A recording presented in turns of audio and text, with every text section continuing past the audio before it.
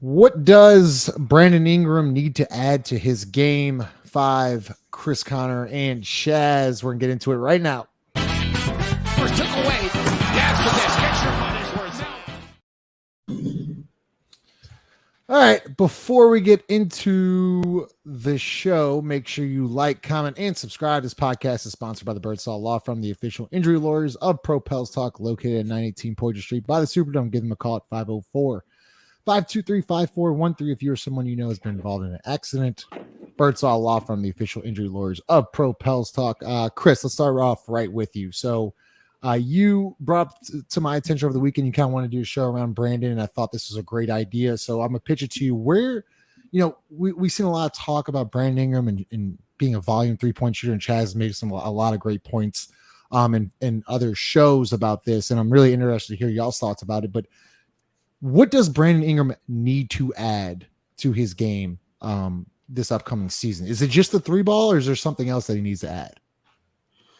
Nah, I mean, I think learning how to what it really means to play off others, play off other good, talented players.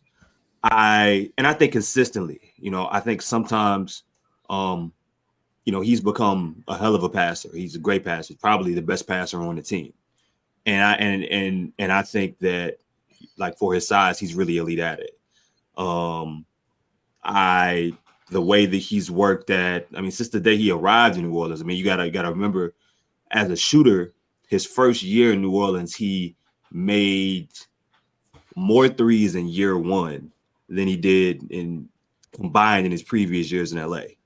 So the shooting is one element. Defensively, yeah, I think he could take a lot more matchups and a lot of things more personally, right? We saw Edwards. And I'm not even talking about Team USA. I always go back to the game that they played against each other late in the year, but Ant took over that game on the other side of the floor. He didn't have that great of an offensive game, but he took over the game just simply in the way he played defense. He brought energy back in the building. He put the game on his shoulders by simply taking the matchup personally, knowing what was at stake, and going out and just saying, I'm shutting off your water. I'm going to force turnovers. And this is the way that we're going to get back in this game, get in transition. I think that's an element that Brandon can work on as well. But to me, I think this year was going to be big for him. And sure, part of that is, Zion being healthy and him being on the floor. But I think the next step for Brandon, he's learning part of this by playing with Team USA, is all right. While other players are trying to elevate and will have the basketball in their hands from time to time, how can Brandon still be Brandon when he's not the one in control? How is he able to use the reputation offensively and the crowds that he brings, the attention that he gets, the coverages that we see teams give him defensively? How is he working with Borrego, working with coaching staff, working with his teammates, and making the best out of that, outside of him just being a dribbler, a passer, and a scorer? Chaz, real quick, and then we'll get Five's thoughts, because I thought this was an interesting stat, because when Chris had brought up, his 3-point attempts from Los Angeles to New Orleans, right? So when he was with Alvin Gentry in 2019, he averaged a career high 6.2 3-point attempts, and then from there, he only dropped 10th of a point. With Stan Van Gundy at 6.1, then it dramatically dropped to 4.1 and 3.6 3-point attempts. Why that dramatic drop? Is that scheme? Is that Brandon? Is it both? What you got? He got paid, baby. He got paid. He got paid. He ain't got no more. He got paid. I did not expect that question at all, but I was like, he got his money. So he played. You saw Brandon play with a certain heightened sense of urgency that year. Just that battle he had, and that should have been a 50-point game, man, against Utah, where he just incredible game. Jackson Hayes messed it all up, but incredible game. And so you saw that guy, and it's like you just stopped seeing that guy initially. A lot of that probably had to do with Stan Van Gundy and their thing. You got the COVID situation, so it's a lot of turmoil surrounding that. But I just think it stems from a bit of a lack of self-awareness, right? Just a bit of a lack of self-awareness, maybe a little bit of a lack of accountability. You've heard Willie Green say, "Oh, we want Brandon to shoot more threes," and it's like heard Christian say, "The team wants Brandon to shoot more threes." So if all these people are saying this and he's still not shooting more threes, it's something's getting lost in translation here. Is maybe. I don't know. I don't really know how you would hold one of your star players accountable in that situation, especially when he's very comfortable. And that's his bread and butter, that mid-range jumper. But I think when I say self-awareness, it's like it has to be a point in time where it's like, yo, this isn't generating wins on a large scale in the modern NBA. You have to play a modern brand of basketball.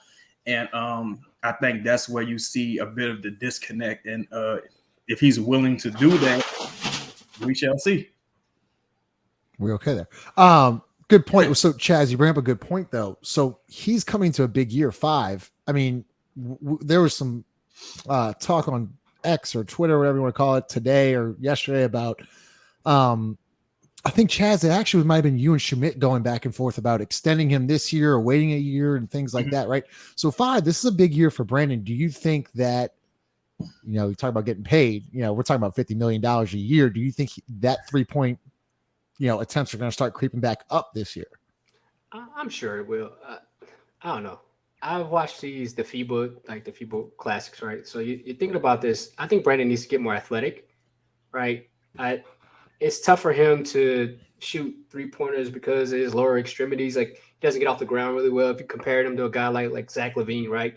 He's not explosive off the ground. Look at Jaylen Brown. Again, these guys are more explosive off the ground. Brandon's more finesse, right? But even compare him to a guy, Chaz likes to compare him to DeMar DeRozan. Even DeMar DeRozan was athletic enough to even step back and shoot threes at times. You even look at the year he had in Chicago, or the couple years he had in Chicago, he even tried to push his attempts up. He has to shoot more threes. If Brandon wants this extra money, right, he has to shoot more. And I think he's a really good shooter. He just has to shoot it more. Like, I don't know why he's so reluctant to kind of just dive into it. I understand the mid-range is where he wants to live, but that doesn't necessarily get you wins in the regular season. And really, his brand of basketball really works well in the playoffs because it's slow. But the fact that you have to play so fast in the regular season, you have to, show your athleticism in the regular season. He needs to put up more shots. It's more space. It's more pace. He has to put up more shots. I mean, I think Willie Green, this was like not on camera. It was me and Schmidt. It was the last day of the season, like the day after, and we were having the media session, right? And Willie Green off camera even said, if you look at Brandon's shot chart and you just move him back 3 steps, it mimics Jason Tatum's. Like they understand what he needs to do. It's just Brandon implementing that into his brand of basketball. Chris, to 5's point, if Brandon isn't comfortable, right, taking those shots, taking the 3-point attempts, if he's not comfortable, would you want him to then do something that he's not comfortable doing? I mean, I personally think the key to really unlocking like different levels of greatness is to being uncomfortable. So I think to a degree, but I also look at for every DeMar DeRozan comparison, offensively, there's a Jimmy Butler comparison, right? Now, the interesting part about Jimmy, DeMar and Jimmy are very similar from this respect. If I'm correct, I think Brandon beats both of them when it comes to 3-point attempts. I don't think it's close, to be honest. I think Jimmy and DeMar in the regular season are somewhere around 2. Brandon is closer to 4, but he's somewhere around 3. I mean, of course, he's dramatically dropped, but that's roughly where it's at. But the thing that I saw for Jimmy, for me, that makes a big difference, the playoffs is different. The playoffs, he's shooting 4 threes a game, 5 threes a game, 3, 4. Like, all right, this isn't what I 100% love to do. It isn't my strong suit. I may not shoot it I may only shoot 34, 35, but I'm shooting more of them. And those shots become habit. And it's a lot of big shots that Jimmy ended up making in the playoffs in their run last year, and even in previous years, actually turned out for him shooting with them being 3-point jumpers. So the other side of that, and here's why I wanted to have the conversation, because for a guy like Five mentioned that athletically isn't the same athlete as some of these guys that we're talking about, and his jumper does take a little bit longer like when we're talking in regards to a launch. He's not a dude that looks comfortable shooting pull-up threes. My question would be is how much of this is about coaching? How much of this is about player availability? How much of this is about where he's starting from off it? Like what other elements are at play here, right? If Brandon has 3 or 4 guys that are watching him consistently, because I think if he's on the floor with Zion for 60 games a year, his shot profile probably changes. Now, if he's turning down wide open 3-pointers to stepping into mid-range jumpers, I think we have a problem. I think that's what I'm more so, I guess, concerned with. That will be my concern. Don't pass up really good ones. I don't know if I need him to take more contested ones just for the sake of getting them launched. I think my concern would be when they're available, shoot them. Oh, you go ahead. I think it's all encompassing of everything, right? Like the spacing.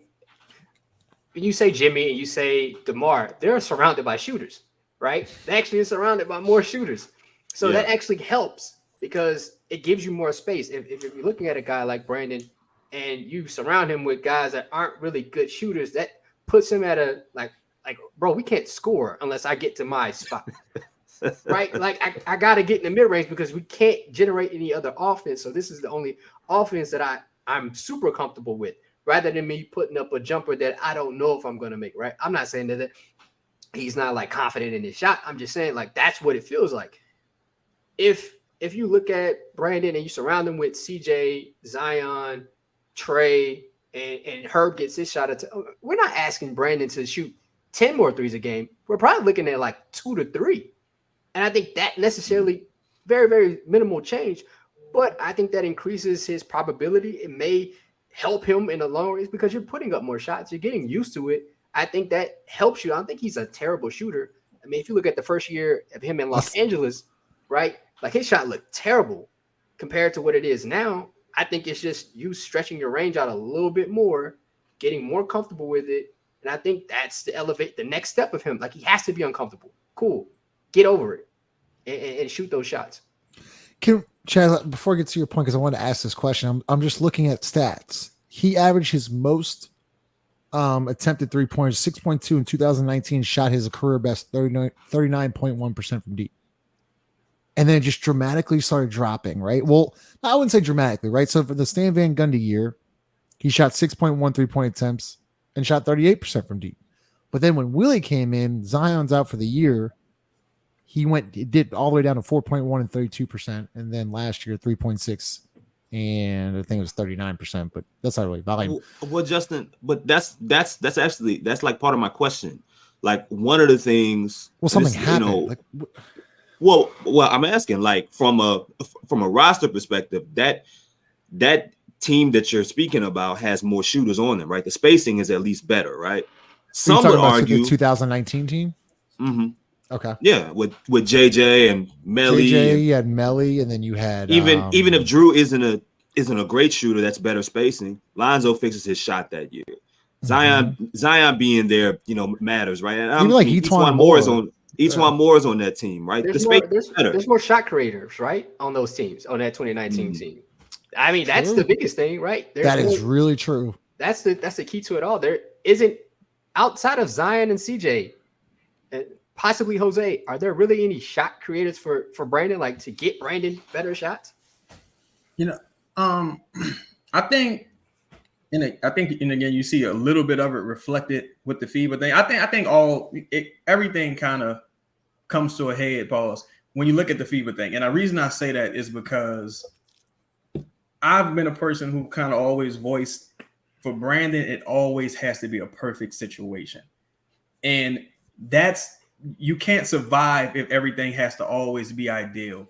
Like, I know we kind of like, not us, but I'm saying like I would say the national media may be addressing it accordingly, maybe blowing it a little bit out of proportion. But the facts are, he got benched. If he wasn't a Pelican, he got benched. Like, if he was anybody else for any other team, he got benched. So he gets benched, and he shows he's playing with a lot of guys who shot creators, maybe not necessarily people who pass the ball, but guys who kind of can create advantages and initiate their own offense. So when we saw him with Zion in the Stan Van Gundy year, where he had, you would say, a lot of opportunities, go back to that Boston game that went into overtime, hit that big game sealing three. My thing, he didn't enjoy playing that way. He didn't enjoy playing that brand of basketball. So I wonder, will he only be happy playing a certain way? And if you're only happy playing, and we just passed Kobe Bryant's birthday, rest in peace to the great Kobe Bryant. But you see this a lot with Jason Tatum's game, and people who criticize his game have some of these same complaints. And Jason is a far superior athlete, physical athlete, than a Brandon Ingram. It seems like certain players, even when they have great footwork, they tend to hunt difficult shots.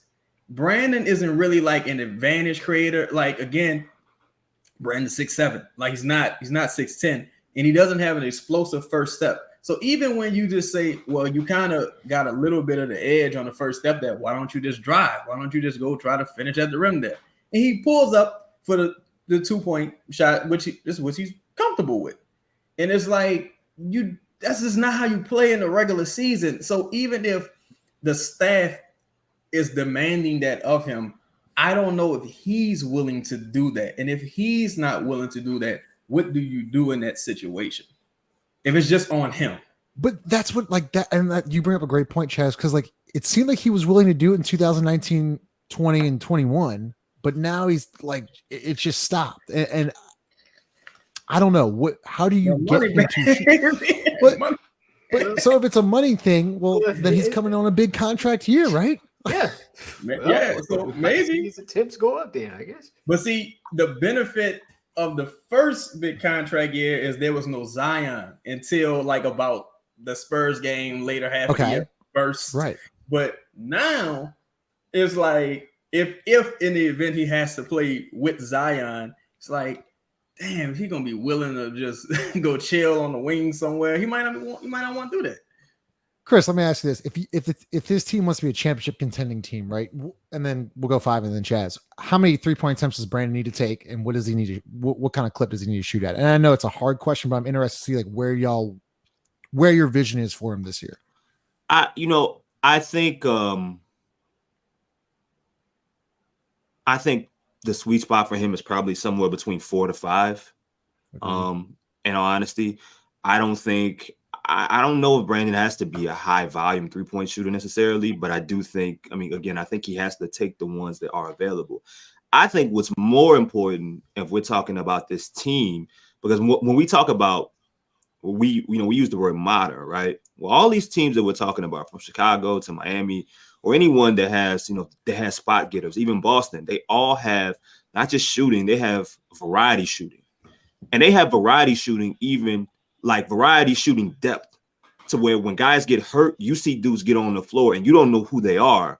But in the regular season, they're logging minutes and they're winning games still somehow because it matters. And I'm talking about, you got a shooting center, a shooting small forward, a specialist at certain positions. The Pelicans have they have 2 shooting specialists. They just drafted one who's supposed to be a shooting specialist, and they have Trey Murphy. CJ is a really good shooter, but I wouldn't necessarily call him a specialist necessarily. I think that'd be kind of disrespectful to his game in regards to how he creates his own.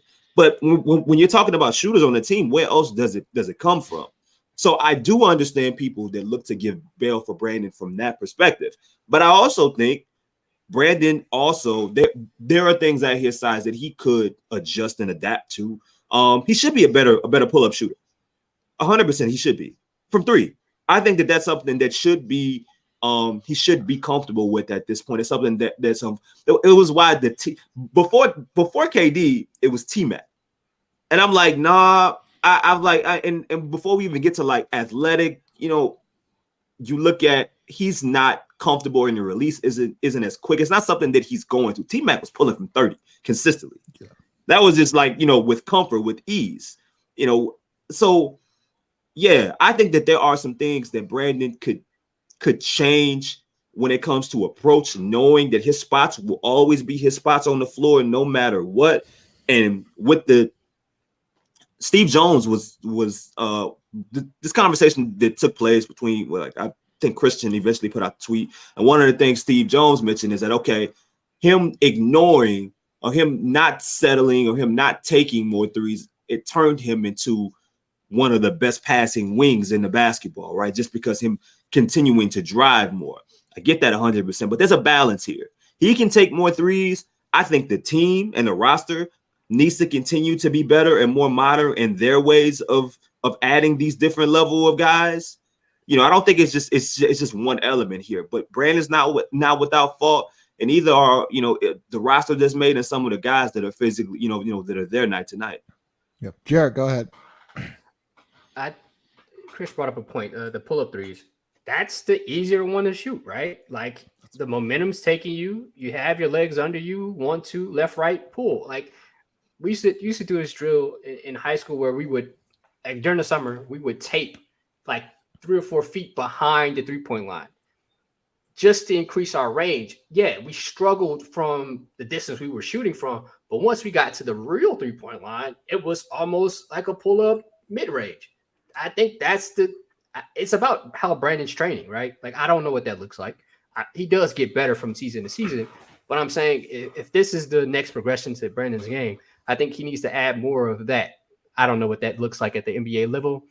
No, I'm not a personal trainer, but I would see like, hey, he needs to increase his range and figure out like, how do I make a regular 3-pointer, an NBA 3-pointer feel like a mid-range? So, I mean, yeah, and look, Jared, before we get to Chaz's point, like we're there, almost every day. There's that 4-point line there in the facility, but you usually see Brandon working with Vincent and shooting regular threes, but then you'll see Trey Murphy, and you've seen some of those videos really shooting from the 4-point line. That's why Trey is so comfortable, in transition, pulling from, 26, 28 feet, because he's working on it every day. And that's not a shot towards Brandon, but Brandon's more kind of towing the line of the 3-point line and working in. So you bring up a good point there, but Chaz, I'm interested to hear your thoughts, but you mentioned a lot last year about his 3-point volume. Where do you want him at then this year for this team to succeed? I know you didn't. Okay. It's 5. Sorry. Yeah, 5. Chaz.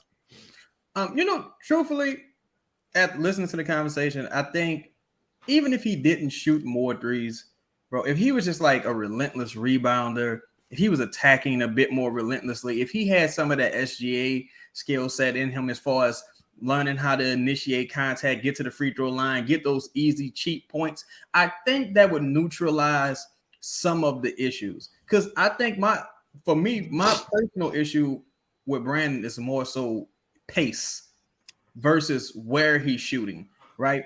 3 would be incredible. We'll love it, right? That would be ideal. But if I just know that he's not ever going to really do that, that's not his thing. If he played with a more heightened sense of urgency consistently and like just a quicker pace, attacking a little more just relentlessly, and just I think this entire team has a bit of that problem. Aside from Zion, because Zion is a lot bigger and stronger than people.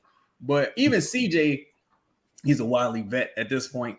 It's just having that talent to initiate contact and manipulate the rules and get those easy, cheap points. And I think you would see that kind of balance everything out, because everybody isn't going to be like some incredible high volume 3-point shooter, and that's fair. So if he's uncomfortable with that, just you got to get to the cup.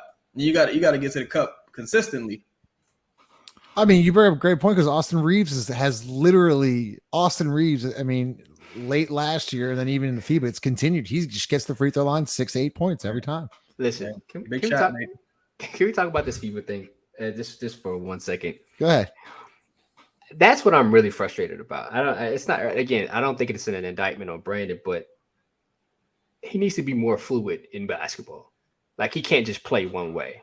It can't just be like, hey, this is how I gotta play for me to be a good basketball player. Like, basketball is a fluid sport. Like, I think he decently rebounded, but the fact they had to add Josh Hart just to get more rebounding, like, and he's, you know how Josh is, right? Like, that's an issue. Like, that's what the thing that was most frustrating to me. I didn't care about the shots. Like, you weren't going to get them. Like, it wasn't going to happen, especially with Ant dribbling the ball. Not with Ant and Brunson. You weren't getting them. You're not gonna So how do you impact the game when you're not scoring? That's my point. Because at some point during the season, Brandon's shot's not gonna fall. Sure. Everybody. Can you still impact the basketball game? Can you still, like, you want to get paid this bunch, this Tonka truck full of money? Like, that's what you want? All right, not to say small money about money, but say, like, you want this boatload of money. Like, can you impact the basketball game without scoring, without the ball in your hands? That's the science, and Five and Chaz both make incredible points there. When Chaz was talking, I'm thinking about that last Clippers game where he gets to the teeth, he gets 36, doesn't attempt a three. But you know, if you don't have the box score in front of you, you may not remember that.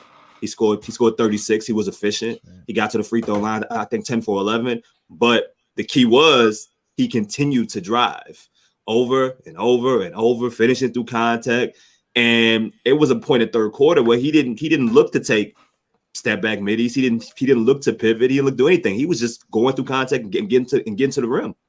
And that changed the way the Clippers had to see things like that. Changed the way teams have to, like, lineups the teams have to play. The Clippers completely went away from.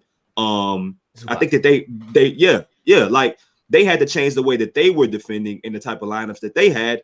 And that's out there with, you know, Kawhi Leonard out there guarding BI. It didn't matter. You know what I'm saying? But that approach, and look, man, the Clippers have a lot of defenders that some nights, depending on the style or how things are going, can get Brandon in trouble. It didn't matter. It wasn't like he was blowing by people. It wasn't like he was crossing people up, making them fall. He just, you know, I mean, he stuck to plan to sticking within his game. He just got to the cup consistently and wasn't dejected by a call not going his way, and so on and so forth, and got to the line to shoot 11 times.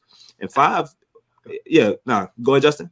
Well, not to mention, because y'all all bring up great points, he shot 88% from the free throw line last year. Like, you want to live at the free throw line. And I think Chaz brought it up a couple minutes ago, but like if I tell you from 2019 to 2023, his average is about 5.4 free throw attempts a night. Do y'all think that's enough? Nah.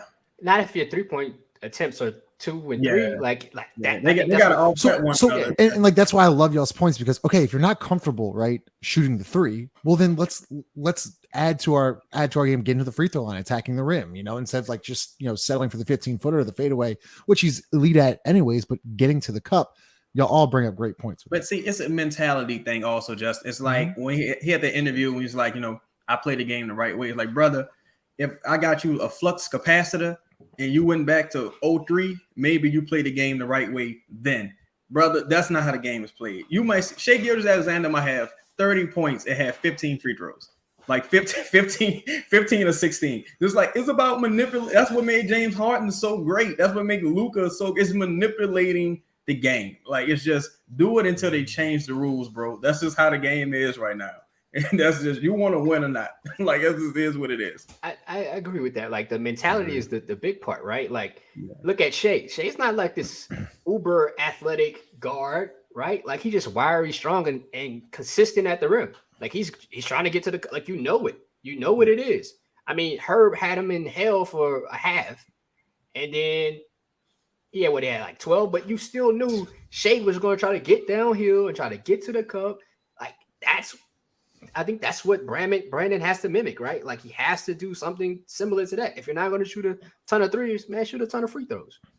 Yeah, agreed. All well points. Interested to hear this thought, then we'll sign off. Presented by Chris Smith of Latter Blum. Fine, we'll go right back to you. What are the Pelicans going to do with Jonas Valanciunas? You've been seeing the way Lithuania has been playing through JV. Shocking, right? there was an article out, I think, by Keith Smith. He covers, I think he want to say he covers the Celtics in the Boston Globe. What are your thoughts? Because he brings up a good point. JV, whether you like it or not, is a top 10 center. Offensively, he's probably top. Offensively, it's probably what top? Would you say top 5? Is that a stretch? Is that a stretch? I think that's a stretch. Yeah, I give him 7. He might be offensively skilled, but not production. Okay. Maybe I got a little too crazy. He doesn't get the rock enough. Yeah, a little bit. If he got the rock enough, maybe it's tough. Okay. Yeah. 5. Let's pitch to you first, then we'll go Kirsten Chaz. What do you want to do with JV?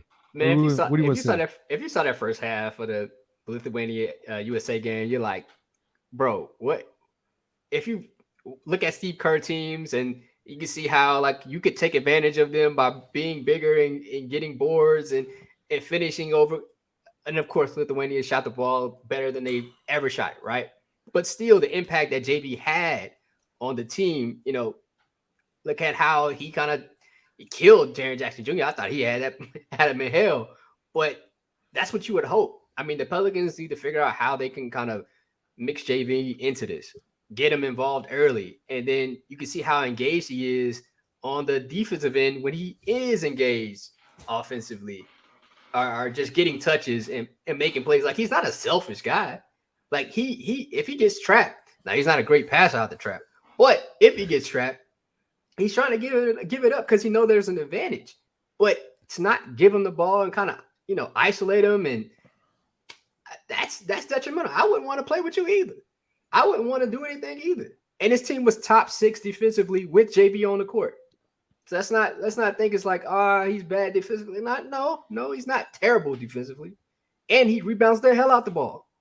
So, yeah, I don't know what they're going to do. I'm gonna get y'all's thoughts, but it's situational basketball, right? When you attack, Lithuania attack the mismatch every single time.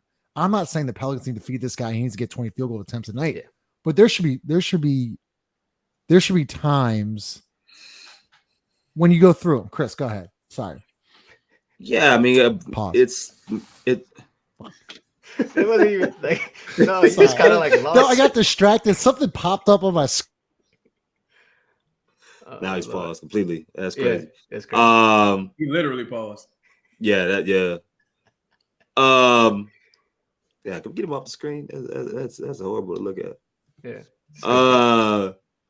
Nah, man. I think Jonas is, it's interesting when he's in the starting lineup.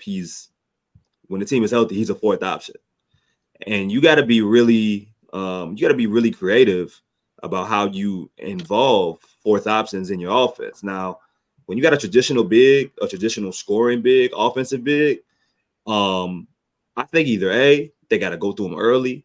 They have to B, decide early in game prep and game planning when they're playing a center that Jonas can take advantage of. Hey, we are going to go through him no matter what. And from the players to the coaches, they have to, I think, stick to whatever that plan is. We saw so many games where players weren't taking advantage of the matchups.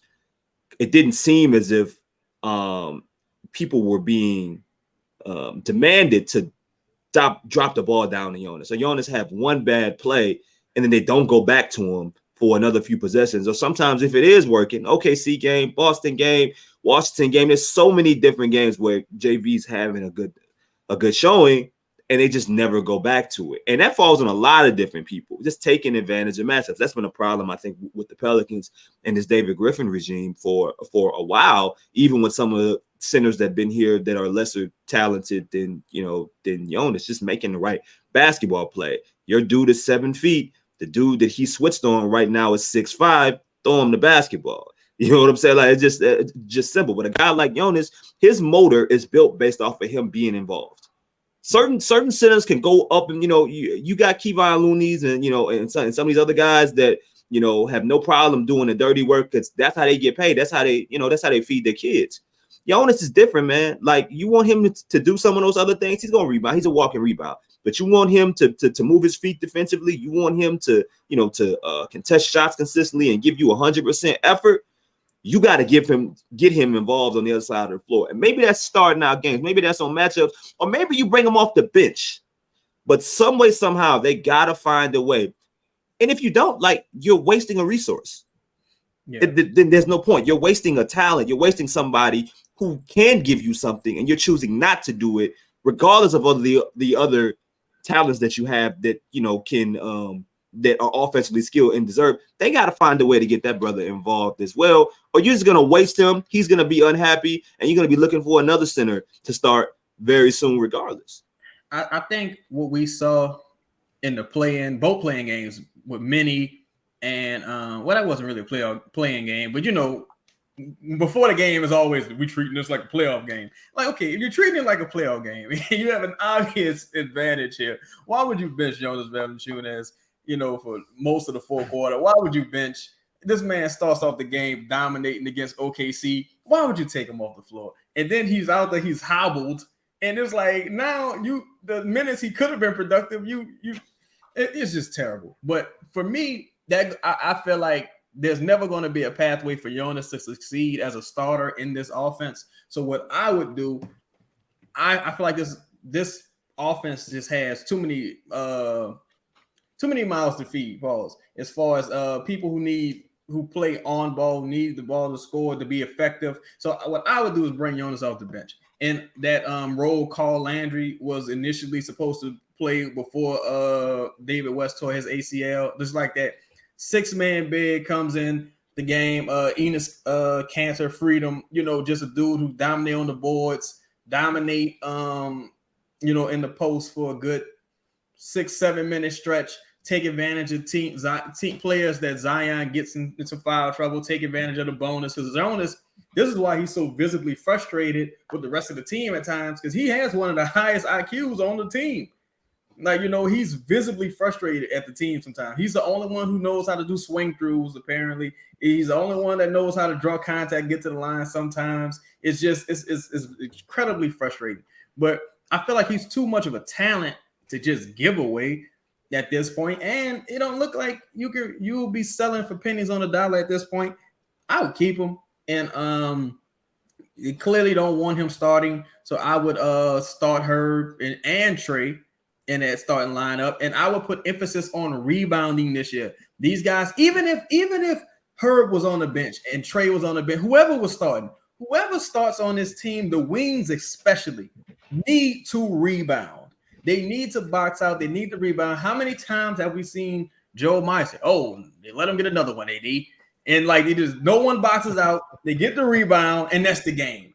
That's the game. The Kings game, the Warriors game. What was the free throw? There was a free throw. I forget. Larry Nance. That was the Memphis game. I think that was the Memphis game. I think they let Jared, if I'm not mistaken, they don't box out. Jared Jackson Jr. gets the offensive board, and I'm just like, bruh. Yeah, what y'all be watching? Like Rap City, the basement? Yeah, y'all don't watch no type of highlight tapes or nothing. So, like, I think, but the downside of that is this team doesn't screen very well.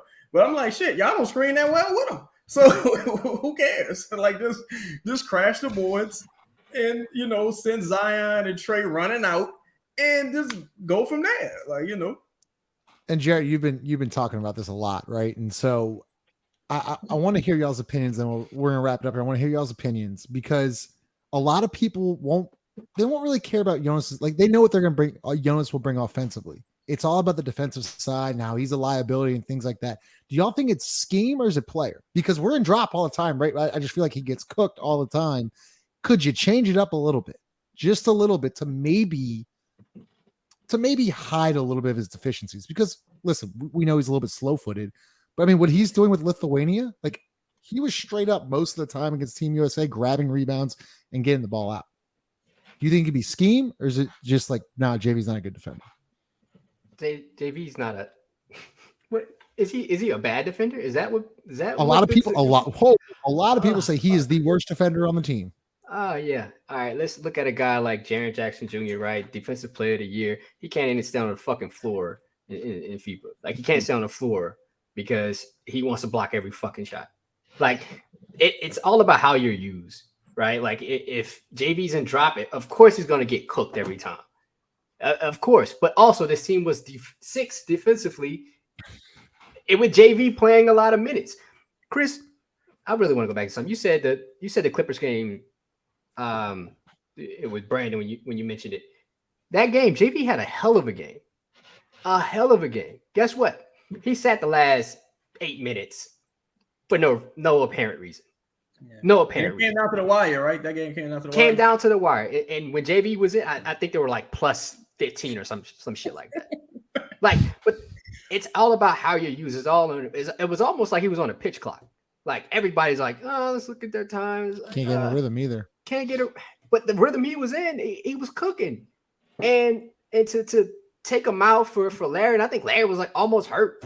Like I think Larry was limping around, and they still let him, Luckily, the team ended up pulling a win out, but that's the issue. It's like it's all constructed. It's all like this is what you're gonna do. It's no fluidity to anything.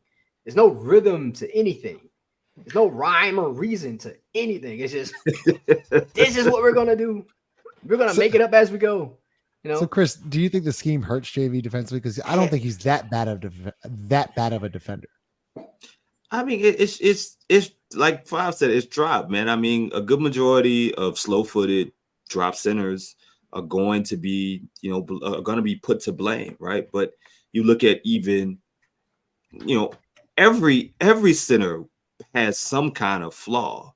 Even the replaceable ones that we talk about, or outside of like a Jared Allen, right? But people talk about like adding Miles Turner for all the flexibility that he gives you and the shot blocking. He's a poor rebounder.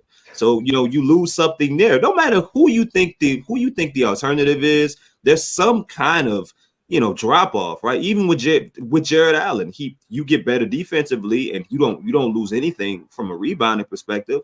A little bit of a I mean, he's not necessarily a lob threat, but he's more physical, I would say, around the rim at catching the basketball at the point of attack than say Jonas is. But he's not the offensive player than Jonas is when you need buckets from down to when guys are hurt throughout the season, whatever. So I mean, there's always, like, for whatever reason, man, you got to find a fall guy.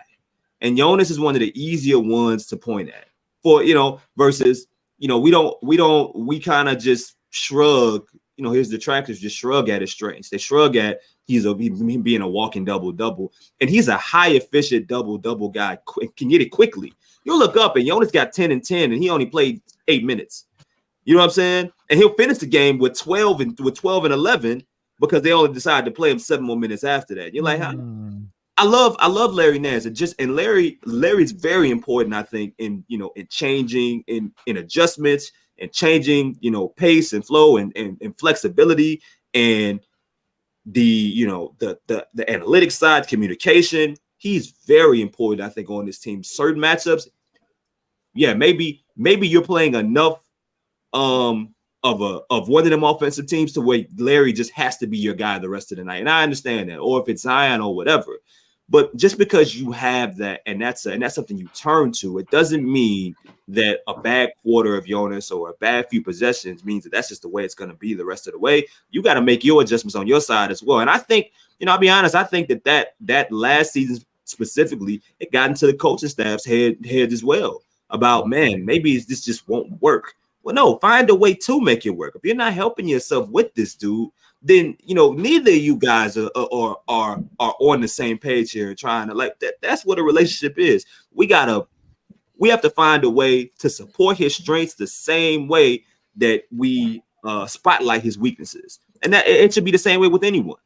And God, that was well said, Chris. A couple things before we get to Chaz, because one, I think JV's 4th in the NBA in the last 2 years in double doubles, and I also think you did a disservice to Larry Nance because Chaz, you pointed out early last year. I mean, you ran Larry Nance into the ground. I mean, with all the minutes he played early on in that year, you got to be able to trust JV because Larry wasn't like he was just a shell of himself at the end of the year.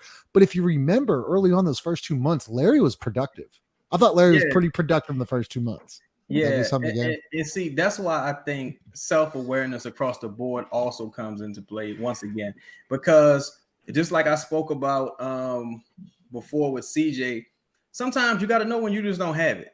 Like, and with JV, I think this team struggles from player 1 to 15 to maximize what these players do best. Look at Herb. Herb doesn't handle the ball enough. They aren't, trade for a while, kind of stood stagnant. There wasn't enough discourse around him moving more in the offense. Just it's a lot of things that we can point to.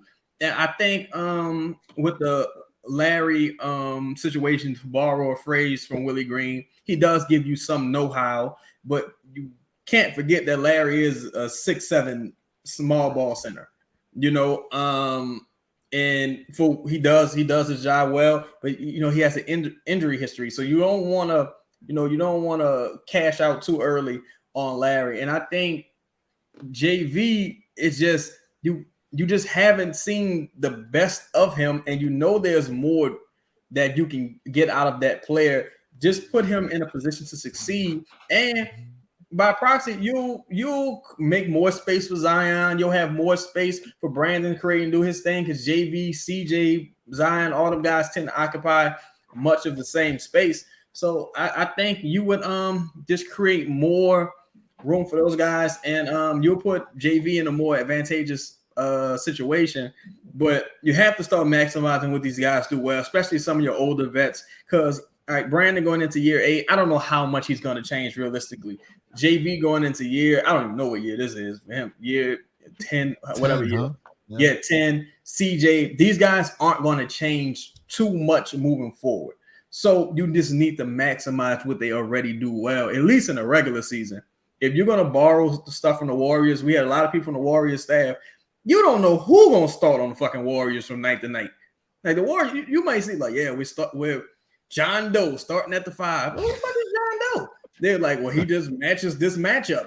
Game 40 of the season. You just have to be willing to go with the flow sometimes. And this team is showing a bit of stubbornness.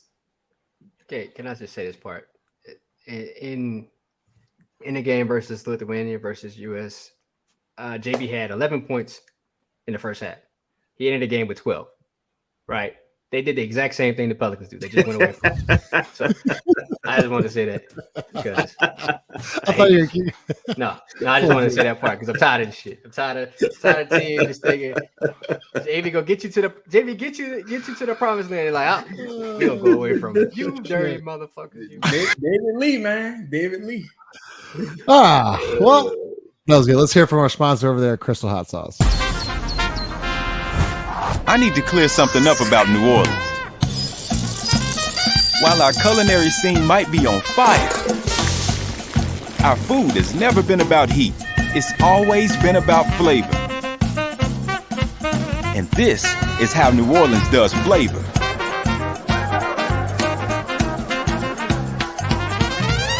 Are we clear? Crystal, how New Orleans does flavor. Love that commercial. Like, comment, and subscribe. Chris, Connor, Chaz, and 5 signing off. We'll see y'all Sunday night.